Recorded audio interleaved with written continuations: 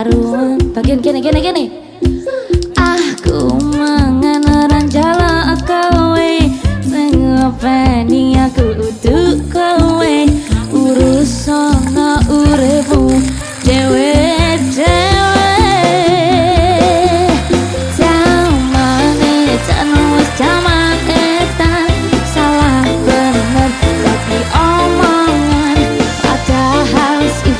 Dewe apa?